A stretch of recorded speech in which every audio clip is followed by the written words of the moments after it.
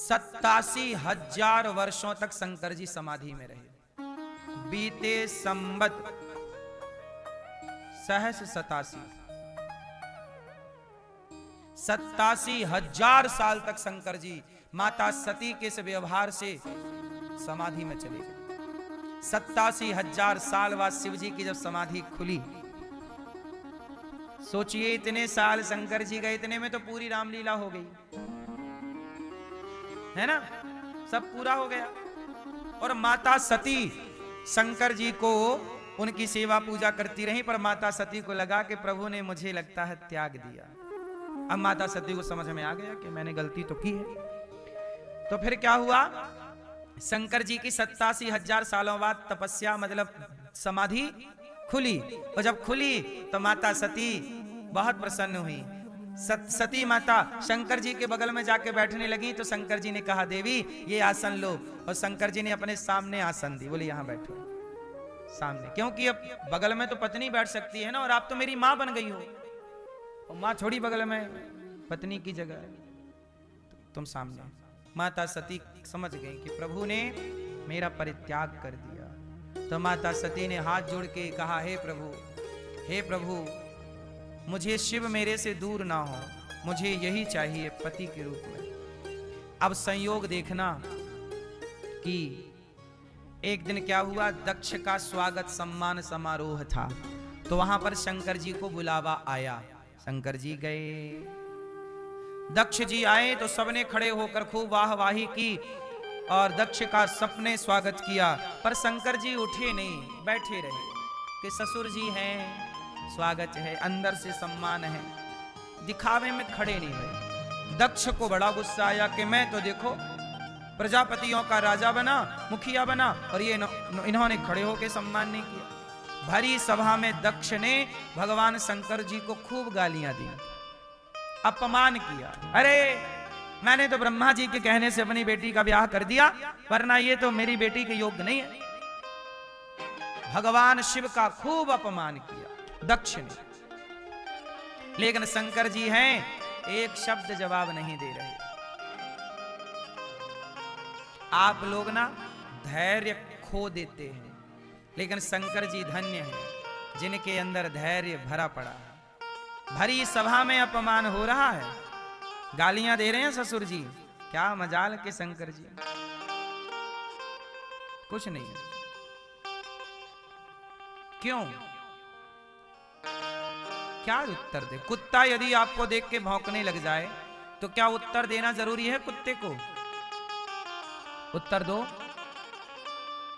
क्या कुत्ते को जवाब देना जरूरी है? आप लोग देते हो? मैया कुत्ता भौंके तो आप ही कर दी भाव भाव नहीं। जब कुत्ते को जवाब देना जरूरी नहीं है, तो जो लोग आपको अपमानित कर रहे हैं, जो लोग आपको गालियां दे रहे हैं, वो भी तो कुत्तों जैसे ही हैं। तो उन कुत्तों में और इन कुत्तों में अंतर क्या? इसलिए हमारे यहाँ सीधी सी कहावत है, कुत्तों के मुंह नहीं लगा जाता। आप भी इन कुत्तों के मुंह ना लगा करिए। और कोई आपका अपमान करे, कोई देखो, यदि आपके संस्कार अच्छे होते तो आप अपमान करते ही क्यों?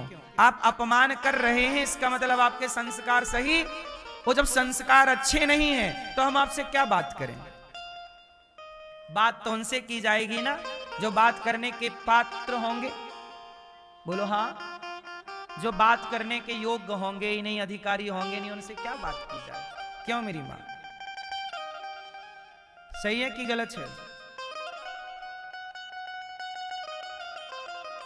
अब शंकर जी कहां और दक्ष कहां, कहां राजा भोज, कहां गंगू तेली।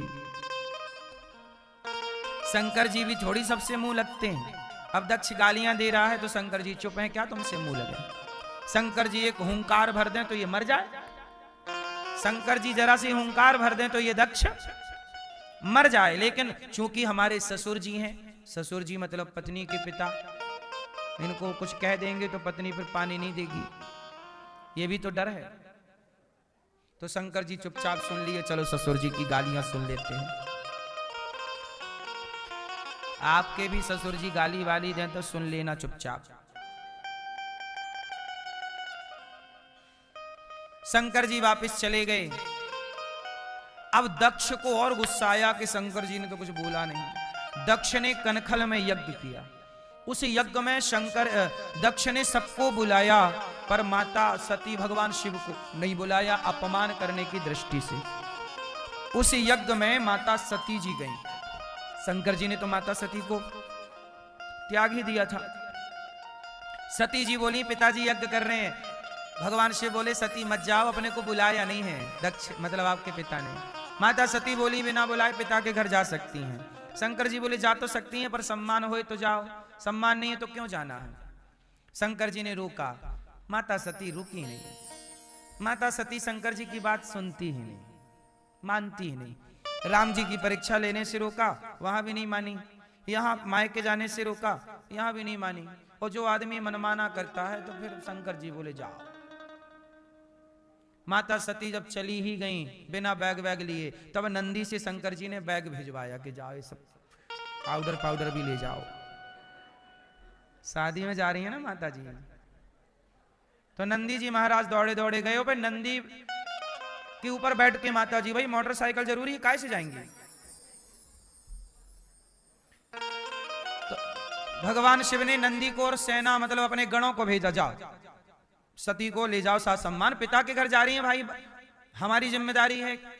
क्यों भाई, पत्नी आपकी है तो वो अपने मायके के भले जा रही हो, पर आपकी जिम्मेदारी से ना पहुंचाओगे। तो शंकर जी ने पहले समझा दिया, और शंकर जी को लगा जब मैंने बोल दिया कि मत जाओ तो वो जाएंगे नहीं। लेकिन जब वो जाने ही लग गई, शिव जी की बात नहीं मानी, तो शंकर जी बोले कि देखो पैदल जाएंगी तो अच्छा नहीं होगा, लोग क्या कहेंगे। देखो शिव की पत्नी के पास तो देखो मोटरसाइकिल तक नहीं है। इसलिए फिर शंकर जी ने अपना वाहन भेज दिया, नंदी जाओ बिठा के साथ सम्मान ले जाओ। तो नंदी जी ले गए, फिर बैग वैग पैक करके सब। माता जी ये देखो शंकर जी भेजे, चलो हो गए। तो माता सती पहुंची मायके। वो जब वहां पहुंची तो वहां पे बड़ा भीड़ भाड़ थी, रौनक थी। सती माता की बहनें भी आई थी, माता सती की और बहनें थी। तो सब मजाक करें, बहन जीजा जी नहीं आए, मतलब शंकर जी। माता सती, अच्छा शंकर जी को बुलाया ही नहीं, दक्ष ने तो आएंगे कैसे। अब वहां पे सबका स्वागत था, सबका सम्मान था, पर जब माता सती आई ना तो दक्ष ने मुंह फेर लिया अपनी बेटी को देख के। क्योंकि सती मां शिव की पत्नी है और दक्ष शिव से नफरत करता। दक्ष प्रजापति भगवान शंकर से नफरत, तो वो अपनी बेटी को भी नहीं देखता, मतलब सती जी की ओर भी देखा नहीं। केवल जो माता थी दक्ष की पत्नी मतलब पार्वती जी, सती जी की मां, वो प्यार से मिली, उन्होंने गले लगाया, बेटी तेरे साथ तेरे पिता ने बड़ा गलत किया। सबको बुलाया है, सब देवताओं को, शिव जी को निमंत्रण नहीं दिया, मैं बहुत दुखी हूं। सती माता यज्ञशाला में गई। यज्ञशाला में सब देवताओं का सम्मान था, सबकी आसन थी, लेकिन छोटे से छोटे देवता का भी सम्मान था वहां। लेकिन भगवान शिव की कहीं आसन नजर नहीं आई, भगवान शिव का कहीं सम्मान नजर नहीं आया। तो माता सती को गुस्सा आ गई और अपने पिता पर क्रोध कर पड़ी। दक्ष, मुझे लज्जा आ रही है ये कहते हुए कि मैं आपकी पुत्री हूं। क्यों? आपने शिव से द्रोह किया है, वो शिव जो मुझे प्यार से दाक्षायणी कह के बुलाया करते हैं। क्या बिगाड़ा शिव ने? उनका धोखे से कोई नाम ले ले तो मुक्त हो जाता है वह, और आपने ऐसे शिव से द्रोह किया है। माता सती ने अपने पिता से कहा कि मैं आपकी पुत्री हूं, शिवद्रोही की पुत्री हूं, और शिवद्रोही की पुत्री बनके मुझे नहीं रहना। माता सती ने योग अग्नि से शरीर में आग प्रकट कर ली और उस यज्ञ में माता सती जलने लगी। एक पतिव्रता नारी अपने पिता के घर अपने पति का अपमान कैसे देख सकती है? आज की नारियां कैसी हैं? आज की कुछ नारियां तो अपनी मां के पास जाती हैं और कहती हैं कि आपके दामाद जी ने मतलब मेरे पति ने मुझे ऐसा कह दिया। तो मां बोलती है तू यहीं रहना, दामाद जी जब तक नाक रगड़ते नहीं आएंगे मैं तुझे नहीं भेजूंगी। अब पति बोल रहा है सुनो, आई लव यू, आ जाओ, गुस्सा उतर गया, नहीं बोलेंगे कुछ, तुम चली गई नाराज होके। तो फिर बेटी, हाँ हाँ माँ माँ फोन आया, उनका फोन आया, आया, बोल दे हम नहीं आएंगी, आओ। ले भैया, माँ पढ़ा रही है पाठ उल्टा, कह रही है तू बात ही मत कर। अब बात ही नहीं हो रही है। माँ कहती है, लड़की की माँ के दामाद जी जब तक नाक ना रगड़े। सोचो, जिस दामाद को कन्यादान किया है उससे कहती है नाक रगड़ो। और माँ की गलती तो है, लेकिन उस पत्नी की कितनी बड़ी गलती है। मेरी माँ, जब आप लड़की होती हैं तो आप लड़की होती हैं, किसी पिता की बेटी होती हैं, किसी माँ की बेटी होती हैं। पर जब आपका विवाह हो जाता है तो आप किसी की पत्नी हो जाती हैं।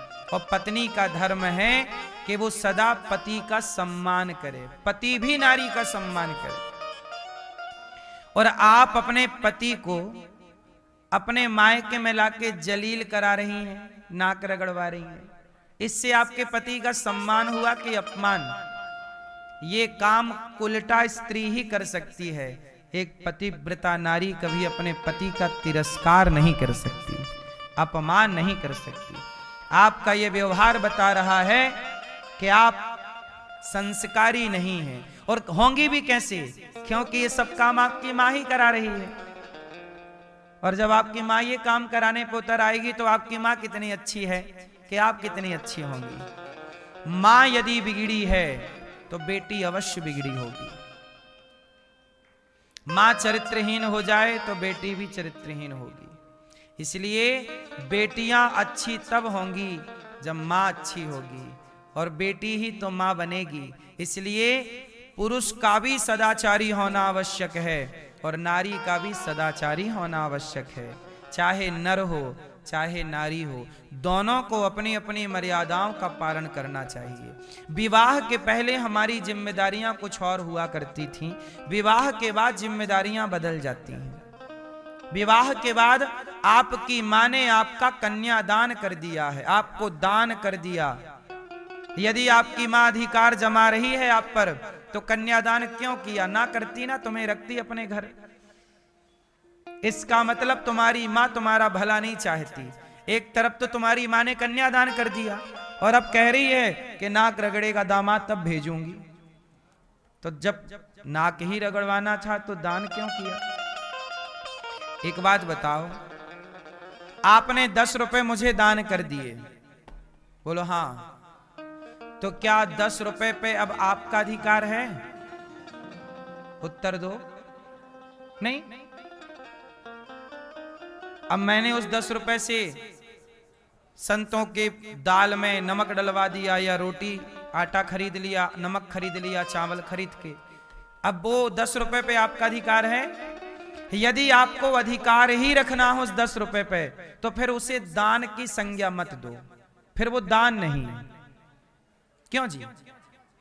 वो दान नहीं है। भाई पैसा तो आप बैंक में भी देते हो, लेकिन बैंक को देना दान नहीं होता, वो तो आपका है। दान के बाद आपका अधिकार समाप्त हो जाता है। बोलो हाँ। यदि अधिकार रहा तो वो दान। इसका मतलब आप अपनी बेटी पर, हाँ, बेटी का साथ दो। उसके साथ कुछ गलत हो रहा है तो माँ बाप साथ देंगे, पर याद रखिएगा कि अब आपका अधिकार नहीं है, अब उस पर उसके पति का अधिकार है। यदि पिता का अधिकार होता तो सीता मां को वनवास भेजा गया तो जनक जी लेना जाते, सीता तू चल, और सीता मैया को जनक जी ले जाते? नहीं। सीता मैया को बोला गया कि तुम जनक जी के यहां चली जाओ। संतों के यहां कुल्हाड़ी लेती हैं माता और पेड़ काट रही हैं, जंगल के सूखे लकड़ी काट के, और अपना भरण पोषण कर रही हैं। चाहती तो जनक जी के यहां चली जाती। बोले ना, मेरे पति ने मुझे वनवास दिया है तो पति के वचनों पर चलूंगी, वनवास में रहूंगी, पिता के घर नहीं। नारी का धर्म है कि पति के वचनों पर चले। आजकल कोई बात ही तो नहीं सुनता किसी की। मन माना है सब कुछ। आज तो सिस्टम चल रहा है, ये वाला आदमी अच्छा नहीं तो तलाक दो, दूसरा जिंदाबाद। ये लुगाई अच्छी नहीं, तलाक दे के दूसरी जिंदाबाद। आजकल तो लोग रिश्ते ऐसे बदल रहे हैं जैसे कपड़े बदल रहे हैं, सब तार तार हो गया है। मर्यादाएं, परंपराएं इनका प्रायः लुप्त होना स्टार्ट हो गए। सबको मनमाना करना है ना, बंध के मर्यादा में किसी को नहीं रहना। सबको आजादी चाहिए, एक से पेट नहीं भर रहा है ना। आए दिन रोज घटनाएं देख रहे हैं, वो लड़की भाग गई, वो लड़का भाग गया, उसके संग भाग गया, उसने अपनी पत्नी को धोखा दिया, उसने अपने पति को धोखा दिया, यही चल रहा है। क्यों मैया? आजकल सबसे ज्यादा खबरें यही हैं कि नहीं? आपके मोहल्ले, पड़ोस में, परिवार में, जानकार में यही ज्यादा खबरें हैं ना। वो भाग गई, वो भाग गया, इसका उसके संग चक्कर, उस पति का उसकी स्त्री के संग, उसकी स्त्री का उसके पति के संग चक्कर, यही ज्यादा खबरें हैं। बोलो हाँ, यही खबरें। जबकि आज के 50 साल पहले, 70 साल पहले, 100 साल पहले इस तरह की खबरें कभी कभी कहीं कहीं सुनने को मिलती थी, कभी। और आज हर दूसरे दिन ये खबरें हैं। बोलो हाँ। इसका मतलब समाज दिशाहीन हो चुका है। लड़कियों को मां समझाने में असमर्थ है, लड़कों को पिता समझाने में असमर्थ है। क्यों नहीं समझा पा रहे हैं? क्योंकि आप लोगों के पास स्वयं में समझ नहीं है। स्वयं की समझ नहीं है तो क्या समझाओगे? आजकल तो देखो, जो अच्छा दिख रहा है वही अच्छा है, क्या है? धर्म से कोई मतलब नहीं। तो माता सती दक्ष के इस व्यवहार से नाराज कि आपने मेरे पति का अपमान। देखो, सती मां इसलिए जल गई क्योंकि मेरे मायके में मेरे पति का अपमान हुआ। और आज की लड़की मायके में बैठ के अपने पति के खिलाफ षड्यंत्र रचती है। ये बात सबके लिए नहीं है, कुछ लोगों के लिए है। हाँ या ना? षड्यंत्र की कहानी कहां लिखी जाती है? मायके में बैठ के। किसके खिलाफ? पति के लिए। इसलिए कहते हैं कि ऐसे से ये देश ना चलेगा, ना आपका जीवन चलेगा। एक अच्छा इंसान बनो, अच्छी स्त्री बनो, अच्छे पुरुष बनो, मर्यादाओं में रहो। मर्यादाएं सबके लिए हैं, एक के लिए नहीं। माता सती जब जल गईं तो भगवान शिव को पता लगा। भगवान शिव दौड़े दौड़े जलते हुए सती मां के शरीर को हृदय से लगाया भगवान शिव ने। और जब हृदय से लगाया तो भगवान विष्णु ने देखा, भगवान श्रीमन नारायण ने देखा कि मेरी लीला के कारण माता सती ने परीक्षा ली और शिव ने अपमान किया, इसलिए ये हाल हुआ। भगवान शिव को समझाया कि प्रभु छोड़ दो, ये जल रहा है शरीर आपका भी। नहीं छोड़े तो माता सती के शरीर के टुकड़े किए भगवान विष्णु ने। चक्र उठाया और माता सती के टुकड़े किए, और टुकड़े करते गए तो 52 टुकड़े हुए, 52। और जहां जहां एक टुकड़ा गिरा वह एक एक शक्ति पीठ बनती चली गई। क्या बन गई? आज भी हमारे देश में शक्तिपीठ 51 शक्तिपीठ। एक बंटवारे के टाइम पाकिस्तान चली गई, क्योंकि पाकिस्तान भी भारत का ही हिस्सा हुआ करता था, तो हिंगला शक्तिपीठ पाकिस्तान चली गई। अब वहां क्या स्थिति है भगवान जाने। तो भगवान शिव का क्रोध शांत हुआ, दक्ष का सिर काट के और स्वाहा किया, बाद में बकरे का सिर जोड़ा और दक्ष ने यज्ञ पूरा किया। और वह सती माता अब हिमालय की बेटी बनकर पार्वती बनकर के आई। क्या बनी? पार्वती मैया बनी। और जब पार्वती बनी तो पार्वती जी का विवाह हिमालय जी ने, माता पार्वती ने बिल्व पत्र खाके 10,000 वर्षों तक तपस्या की। जब भगवान शंकर को पता लगा कि पार्वती मुझे पति रूप में वर्ण करना चाहती हैं। अच्छा, सती मां के जाने के बाद शिवजी ध्यान में चले गए, समाधि। तब तारकासुर पैदा हो गया। तारकासुर ने ब्रह्मा जी से वरदान मांग लिया कि हम मरें तो शिव के पुत्र से मरें। और उसको पता लग गया कि शंकर जी की पत्नी समाप्त हो गई, अब पत्नी नहीं तो पुत्र कहां से होगा। तो तारकासुर ने वर, देखो पहले के राक्षस कितना गणित लगाते थे कि मैं किससे मरूं, बोले शिव जी के पुत्र से मरूं। अब शिव जी की पत्नी नहीं तो पुत्र क्या होगा। अब तारकासुर का अत्याचार बढ़ने लग गया। अब मारे कौन, क्योंकि वरदान है कि शिव का पुत्र मारेगा, और शिव तो ब्याह कर नहीं रहे हैं, शिव जी बैठे हैं। जब शिव जी समाधि में बैठे और तारकासुर देवताओं को मारने लगा, तब देवताओं ने कहा कि शंकर जी की तपस्या बिगाड़ो।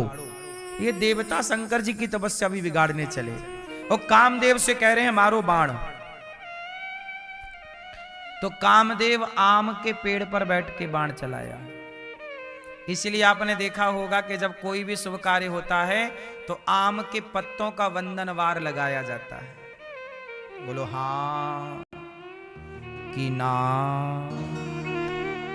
काय का वंदनवार क्यों? आम काम नाशक होता है, इसलिए आम के पत्ते शुभ माने जाते हैं। कलश में भी आम के पत्ते रखे जाते हैं, वंदनवार भी आम के पत्तों का होता है। यज्ञ में समिधा लकड़ी भी आम की लकड़ी होती है। बोलो हाँ। आम शुद्ध क्यों? क्योंकि आम पर कामदेव जब आकर बैठे और शिव जी को बाण मारा तो शिव जी की तीसरी आंख खुली, और तीसरी आंख खुली तो आम के वृक्ष की ओर शिव जी ने देखा, और जब देखा तो वहां छिपा कामदेव जल के राख हो गया। तो आम के पेड़ पर कामदेव जला, तो इसलिए पूजा में आम का प्रयोग करते हैं कि आम के दर्शन से मन के विकार शांत होते हैं। मन के विकार शांत होते हैं, इसलिए आम का वंदनवार होता है। क्योंकि आम के वृक्ष पर बैठकर कामदेव ने बाण चलाया, शिव जी ने नेत्र खोले, कामदेव जला। जब कामदेव जल गया तो देवता खुश हो गए कि शंकर जी की तपस्या भंग होगी, पर कामदेव जल गए। तब कामदेव की पत्नी माता रति ने शिव जी से कहा कि भोलेनाथ मैं क्या करूं, कैसे रहूं, अपने पति के बिना मैं तो अधूरी हो गई। शिव जी ने कहा कोई बात नहीं, तुम्हारे पति द्वापर युग में भगवान कृष्ण का जब अवतार होगा तो भगवान कृष्ण के प्रथम जो बेटा होगा प्रद्युम्न के रूप में तुम्हारा पति कामदेव प्रकट होगा, प्रद्युम्न जी के रूप में। तो भगवान कृष्ण के जो पहले पुत्र हुए वो कामदेव ही थे, जो शंकर जी ने जलाए थे। तो देखो शिव जी ने कब जलाया, ये कथा है सतयुग की, और कामदेव बेटा बन के कब प्रकट हुआ, ये कथा है द्वापर की। अब जिसे एक कथा पता है दूसरी पता ना हो तो वो कंफ्यूज हो जाएगा। इसलिए हम लोगों को शास्त्रों को समझने के लिए सारे पुराणों का अध्ययन करना आवश्यक है, सत्संग करना आवश्यक है। इसी से ज्ञान बढ़ता है, नॉलेज बढ़ता है। वरना हम लोग क्या सुनाए, फिर कैसे सुनाए। इसलिए हमारे पुराणों में सब कुछ लिखा है।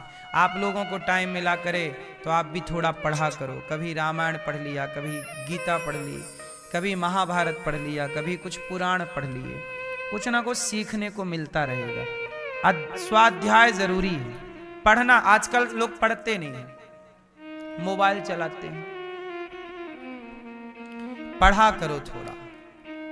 पुस्तकें ही हमारे मित्र हुआ करती हैं। सही पुस्तक पढ़िएगा तो सही ज्ञान मिलेगा, गलत पढ़ लोगे गलत मिलेगा। इसलिए गीता प्रेस गोरखपुर की जो हमारे सनातन की पुस्तकें हैं वही पढ़ा करो। लगभग अच्छी बातें। यदि आपके हाथ गलत पुस्तक लग गई, आप गलत पढ़ लिए तो गलत नॉलेज आ जाएगा, क्योंकि मार्केट में गलत ज्ञान भी भरा पड़ा है। अच्छाई है तो बुराई भी है।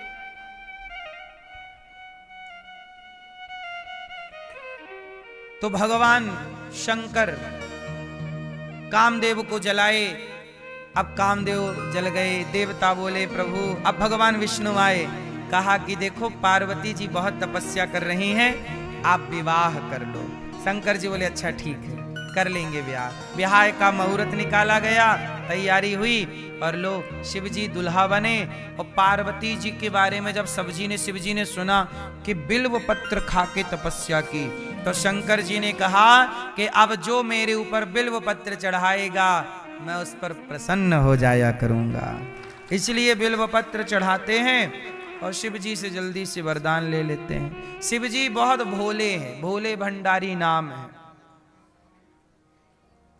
बिल्व पत्र, इसलिए बिल्व पत्र केवल चढ़ाई नहीं जाती, बिल्व पत्र औषधि है, खाया भी करो बिल्व पत्र। बोलो हाँ। पार्वती मैया यही 10,000 वर्षों तक खाई और तपस्या की, तब जाके शंकर जी मिले। शंकर जी ऐसे कोई फ्री में नहीं मिल जाते, तपस्या की मां पार्वती ने। और जब दुल्हा बने तो शंकर जी चढ़े। अब शंकर जी को आए कि भाई आपको दुल्हा बना दूं, थोड़ा चलो पार्लर में। शंकर जी बोले हम पार्लर यहीं बुलवाए हैं। चिता की भस्म लगाई पूरे शरीर में, बन गए दुल्हा। सांप लटका लिए गले में, कान में बीछी लटका लिए, बिच्छू डंकी। और नंदी के ऊपर बैठे शंकर जी उल्टा, पूंछ की तरफ मुंह कर लिया। लोग बोले काहे उल्टा बैठे हो? बोले हमारी बारात में कौन कौन नाचेगा, हम उस तरफ मुंह कर लेंगे तो कौन नाच रहा हम देखेंगे कैसे? उल्टा बैठे, जो नाचेगा हम देखेंगे। तो सारी शमशानों के भूत प्रेत आ गए, बोले भोलेनाथ हमें अपनी बारात ना ले चलोगे? शंकर जी बोले चलो। अब शंकर जी की बारात में भूत प्रेत डाकनी पिशाचनी चुड़ैल सब चली। किसी का सिर है तो धड़ नहीं, किसी का धड़ है तो सिर नहीं। को मुखहीन, कोई मुखहीन है मतलब बिना सिर का। शंकर जी चल रहे। अब भगवान विष्णु जी ने अपनी शंकर जी के ब्याह में शंकर बाराती विष्णु जी भी, ब्रह्मा जी भी, इंद्र भी सब चले। पर सब लोग ना शंकर जी से थोड़ा दूरी बना लिए, क्योंकि यहां भूत प्रेत ज्यादा है। और शंकर जी ना मुर्दे की राख लगा के चल रहे हैं। पाउडर के नाम पे क्या है? मुर्दे की राख, पाउडर। अच्छा शंकर जी मुर्दा की राख काहे लगाते हैं मैया? ये मैया बताओ, प्यारी मैया, शंकर जी मुर्दा काहे, मुर्दे की राख काहे लगाते हैं? शमशान में मुर्दा रहता है। हम ये थोड़ी पूछ रहे हैं कि मुर्दा कहां रहता है। आज हम तो मुर्दे का पता बताने लग गए मैया। ये पूछ रहे हैं शंकर जी मुर्दा की राख काहे लगाते हैं? मैया मैया आप बताओ काहे लगाते हैं मुर्दे की राख? क्यों? अरे शंकर जी मुर्दे की राख इसलिए लगाते हैं कि दुनिया वालों को बताएं कि देखो ज्यादा घमंड में ना रहा करो, एक दिन राख हो जाओगे। राख का दर्शन है ना भोले बाबा में। घमंड काहे बात का, राख हो जाओगे, ज्यादा घमंड में नहीं। ये शंकर जी की राख समझा रही है आपको। अब शंकर जी चले, बाराती चले, और वहां मैना रानी इंतजार कर रही है बारात का, हिमालय सब इंतजार। और जब बारात आती है तो गांव के सारे लड़के छोटे छोटे बच्चे भी दुल्हा देखेंगे, दुल्हा देखेंगे, सब आगे खड़े। और जब आए दुल्हा तो सबसे पहले इंद्र आए, इंद्र आगे आगे। तो पार्वती जी की मैया बोली वाह दुल्हा तो बड़ा सुंदर है। बोले नहीं ये दुल्हा नहीं है, ये बाराती है। ओ माता जी बोली राम राम राम राम, मेरी बेटी के भाग्य में बढ़िया, इतना बढ़िया बाराती है तो दुल्हा कितना बढ़िया होगा। अब दूसरे नंबर पे आए ब्रह्मा जी, और ब्रह्मा जी के 4 सिर। तो माता कंफ्यूज हुई, भगवान ये 4 सिर वाले। पर ठीक है, ब्रह्मा जी बहुत सुंदर हैं। हाँ ठीक है, ठीक है, ठीक है। 4 सिर हैं।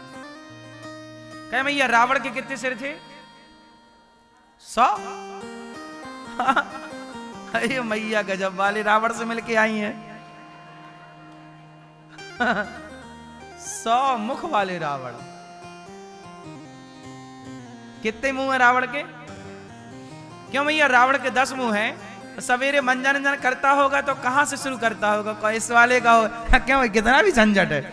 इसके दांत साफ होगा, वह दूसरे नंबर के मुंह के प्रति। रावण तो 2-4 घंटे दांत ही साफ करते रहा होगा, है ना। वैसे सारे उसके हाथ भी बहुत सारे हैं, तो एक साथ सबकी दातून कर लेता होगा। अच्छा ये बताओ, रावण 10 सिर में जब लेटता होगा बिस्तर, कितना बड़ा बैठ रहा होगा? क्यों और करवट ले तो सिर खड़े। छत भी ऊंची करनी पड़ी होगी का। 10 फीट 12 फीट की छत तो चली नहीं होगी। बोलो हाँ। रावण करवट लेता रहा होगा कि नहीं? कैसे बनता रहा होगा बता? क्यों मैया रावण करवट लेता रहा होगा कि नहीं? नहीं, नहीं लेता रहा होगा। कहां करवट आएगी देखो ना। अच्छा 10 सिर में रावण का जैसे एक सेंटर, फिर 4 इस तरफ और 5 इस तरफ, 5 4 9 और एक सेंटर का 10, तो एक तरफ 5 सिर रहे होंगे, तो जिस तरफ ज्यादा सिर रहे होंगे ऐसा झुका ना रहा होगा उस तरफ।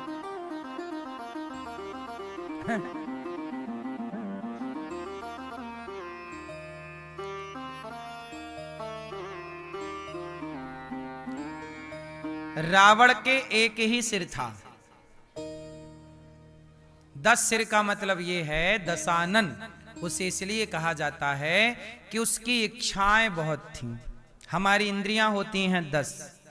जो व्यक्ति अपनी इंद्रियों को वश में नहीं करता, 10 इंद्रियां खुली हैं, 10 तरफ मन भटक रहा है, उसे दशानन ही कहा जाता है। 10 विचार वाला व्यक्ति, 10 जगह मन लगाने वाला व्यक्ति, ये दशानन है। तो रावण का वैसे सिर एक ही था, परंतु वो माया भी था। जब चाहे 10 कर ले, जब चाहे 1 कर ले। तो वो जब सोया पड़ता था तब 1 ही कर लेता था, जब लड़ाई झगड़ा करना हो तब 10 सर वाला हो जाता था।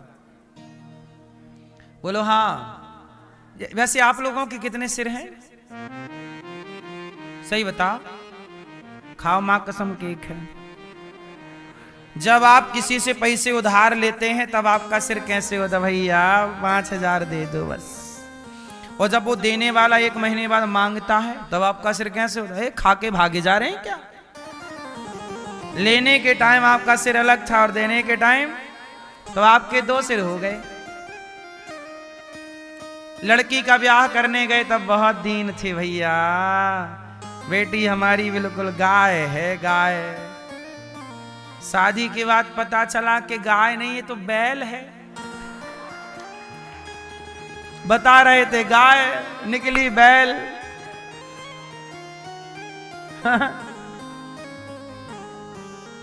बोलो हाँ। अब बताओ, तब सिर अलग था और तब सिर बताओ। बैल बुद्धि, बैल मतलब बैल नहीं, लोग नहीं कहते बैल बुद्धि है, मतलब बुद्धि से बैल है। लड़का को भी बता रहे थे कि हमारा लड़का तो लौंग का फूल नहीं खाता, और बाद में पता चला तो गोभी का फूल खा जाता है। बैल बुद्धि है।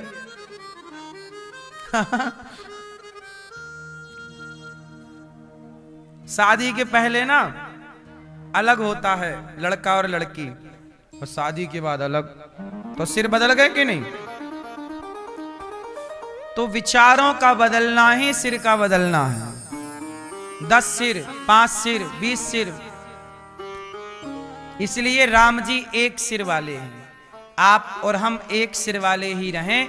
अपने वादा से, अपने वचनों से कभी ना बदलें। जैसा हमने कहा वैसे ही हमने किया। कैलाश में विराजे श्रीमन्नारायण चरणौ शरणं प्रपद्ये। श्रीमते नारायणाय नमः। चंद्रमा मनसो जात चक्षुः सूर्यो जायतो श्रोत्राद्वायश्च प्राणचमुखात् दक्षिणीरजायतो। मन में बसा कर तेरी मूर्ति उतारूं मैं गिरधर तेरी आरती।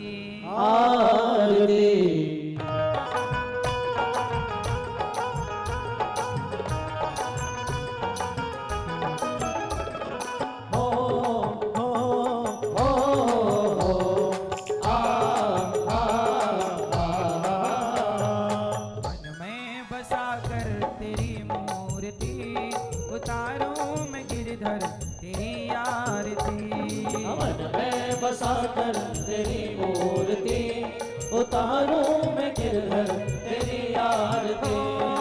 मन में बसा कर तेरी मूर्ति उतारूं मैं गिरधर तेरी आरती। मन में बसा कर तेरी मूर्ति उतारूं मैं गिरधर तेरी आरती।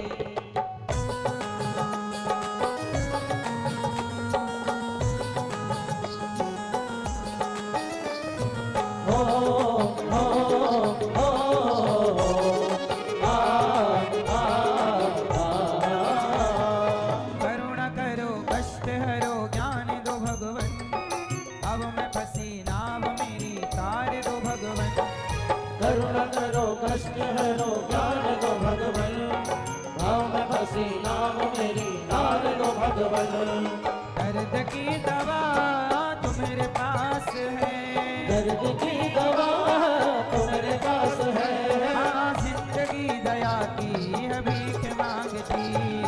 मन में बसा कर तेरी मूर्ति उतारूं मैं गिरधर तेरी आरती।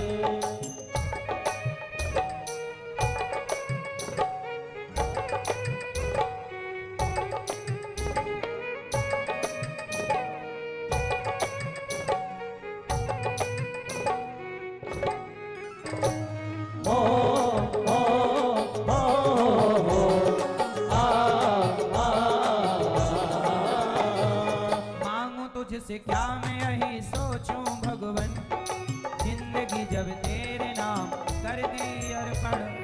मांगो तुझसे क्या मैं यही सोचूं भगवन, जिंदगी जब तेरे नाम कर दी अर्पण। सब कुछ तेरा कुछ नहीं मेरा, सब कुछ तेरा कुछ नहीं मेरा। चिंता है तुझको प्रभु संसार की। मन में बसा कर तेरी मूर्ति उतारूं मैं गिरधर तेरी आरती।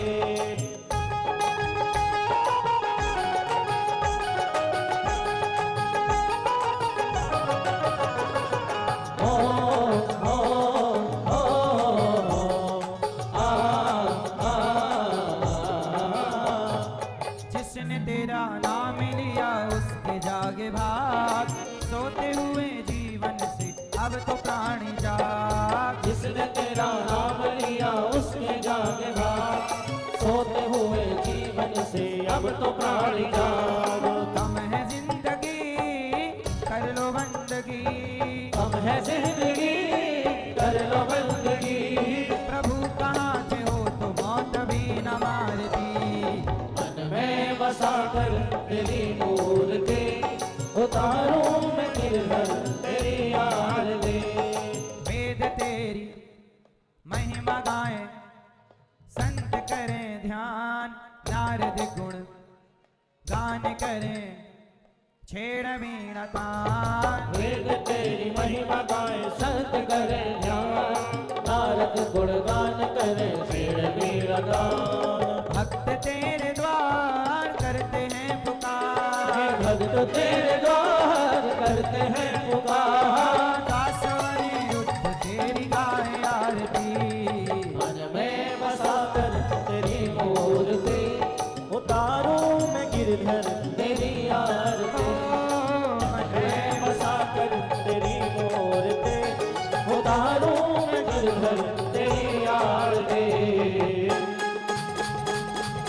कर्पूर गौरम करुणावतारम संसार सारम सदा वसंतम हृदयारविंद भवं भवानी शैतं समाधि भंडार माला दुलार गाए भगवान माला तुमसे खैराया एकदम बनाए जगदम बनाए नमः शिवाय तमें अवादा जगदा तमेव तमेव बंधो दुःखो तमेव तमेव अविद्या द्रविणं तमेव तमेव सर्वं तमेव देव गुरुर्ब्रह्मा गुरुर्विष्णु गुरुर्देवो महेश्वरः गुरुर् साक्षात् परब्रह्म तस्मै श्री गुरवे नमः अच्युतं केशवं रामनारायणं कृष्ण दामोदरं वासुदेवं श्रीधरं माधवं गोपिकावल्लभं जानकी नायकं रामचन्द्रं भजे हरे राम राम राम हरे हरे हरे कृष्ण कृष्ण कृष्ण हरे हरे हरे राम राम राम हरे हरे हरे कृष्ण कृष्ण कृष्ण हरे हरे राम राम राम हरे हरे हरे कृष्ण कृष्ण कृष्ण हरे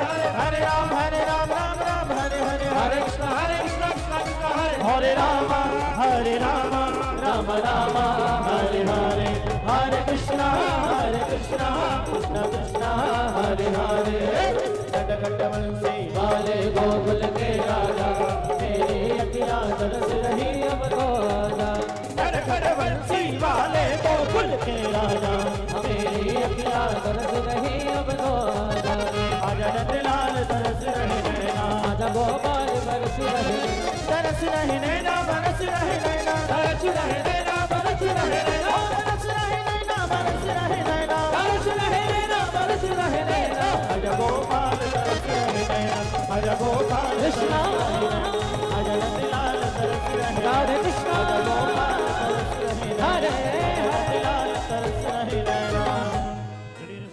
पुष्पैदेवाभिवन्दनमस्ते अक्षत पुष्पाणि गृहीत्वा पुष्पाञ्जलि नाना सुगन्धि पुष्पाणि यथा कालोद्भवानि च पुष्पाञ्जलिर्मया दत्तो गृहाण परमेश्वरापुराण पुरुषोत्तमाय नमः मंत्र पुष्पाञ्जलिं समर्पयामि बोलिए वृंदावन बिहारी लाल की जय भागवत महापुराण की जय व्यास नारायण भगवान की जय जय जय श्री राधे श्याम। जिन भक्तों को मिलना है ऊपर चलो और अभी प्रश्नोत्तरी होगी, प्रश्नोत्तरी से भी जुड़ सकते हैं। सुनने वालों कथा को देता यही राम कल फिर हम सुनवाएंगे लेकर कृष्ण का नाम। जय जय श्री कृष्णा जय जय श्री कृष्णा जय जय श्री कृष्णा जय जय श्री कृष्णा। शरण पड़े की लाज है तुम राखो जगदीश दोनों भुजा पसार के भैरव चरण में से सियावर राम जय जय राम मेरे प्रभु राम जय जय राम करो कल्याण जय जय राम। अब जिन भक्तों को महाराज से मिलना है निवेदन है आप लोग ऊपर पहुंचे गौरी गोपाल मंदिर पर पुनः महाराज से आप सभी की भेंट होगी 7 बजे से प्रश्नोत्तरी होगी।